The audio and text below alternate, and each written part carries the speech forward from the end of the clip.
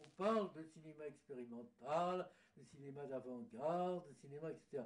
Mais il n'y a pas de cinéma expérimental. Il y a un cinéma dans lequel il y en a qui font des plats extrêmement raffinés, comme nous.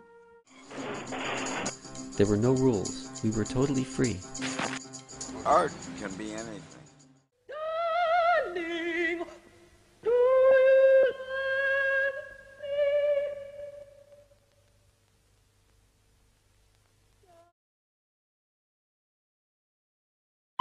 Avant-garde cinema, or experimental film, is one of the most interesting genres out there.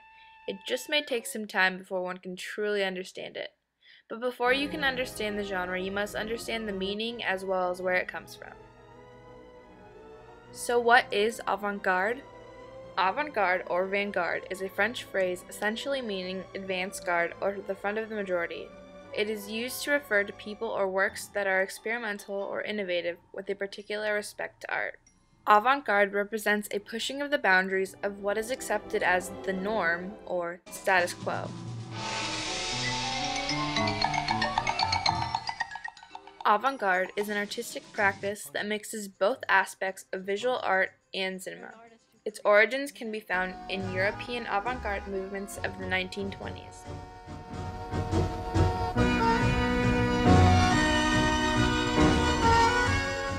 There are two conditions that made Europe in the 20s ready for the emergence of experimental film. The first being that cinema had matured as a medium, and second, avant-garde movements in the visual arts area had flourished. Then the Dadaist and the Surrealist artists took to cinema as a new way to express themselves.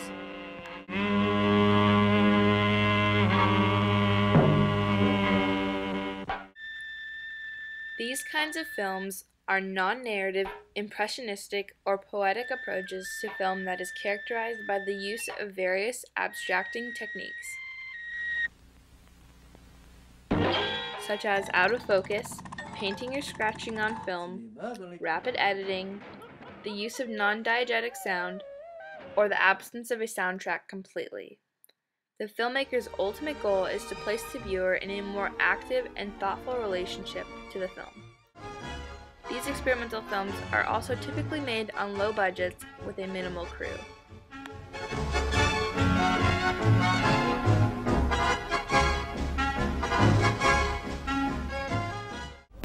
Already a long time ago, I didn't care anymore if anybody likes it or not.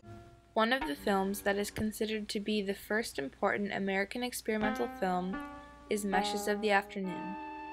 This was made by one of the most influential female directors of all time, Maya Deren. Maya believed that, like most art forms, she was to create an experience, and each one of her films would evoke new conclusions, lending her focus to be dynamic and always evolving. She would combine her interests in both dance, voodoo, and subjective psychology, which is clearly prevalent in her films.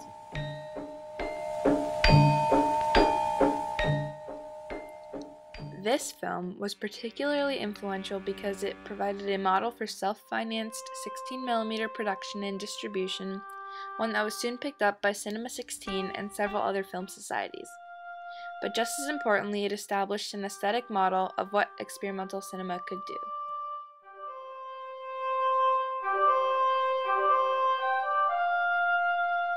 This influential lady did it all when it came to her films.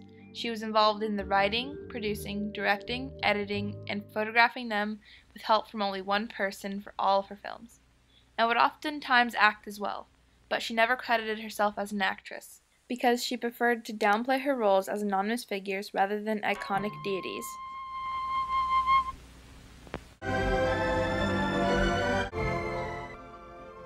But the most famous experimental film is generally considered to be Luis Buñuel and Salvador Dali's Un Chant de Loup in 1929, which is interesting considering the film has no plot. Which is why the film is an example of the first type of experimental film, associational form, because we are shown lots of images that don't correspond with each other in any way, and sounds that don't link with the shots we see, but the very idea of the images and sounds repelling each other brings in some form of connection between them.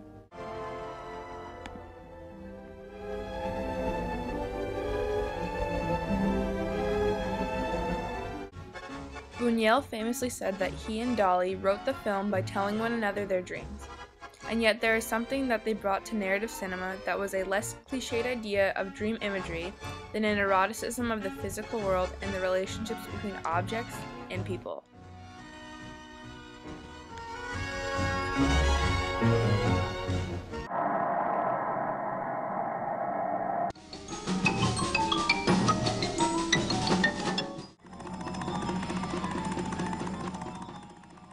Another influential film in this genre is Ballet Mécanique, made by the Cubist painter Fernand Léger, which is a very abstract and unemotional film. Which is why this makes a great example of the second form called abstract. In abstract form, a film could simply consist of being based around colors, shapes, sizes, and movements.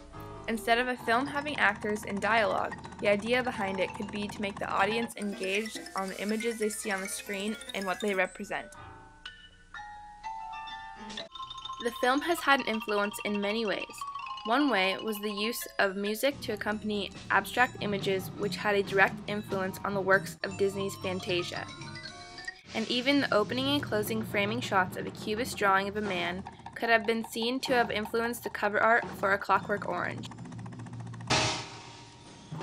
At the end of all the busy imagery we are shown, one is left with a hypnotic cacophony of shots of pendulums and metronomes pounding deeper into our subconscious.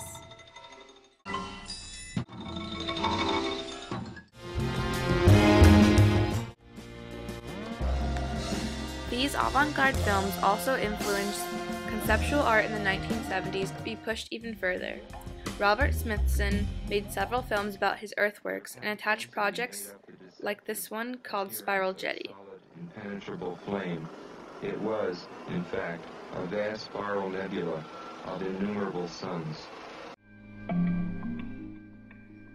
Though experimental film is known to a relatively small number of practitioners, academics, and connoisseurs, it has influenced and continues to influence cinematography, visual effects, and editing.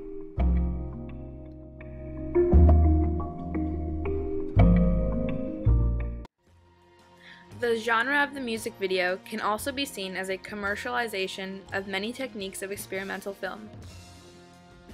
Both title design and television advertising has also been influenced by experimental film.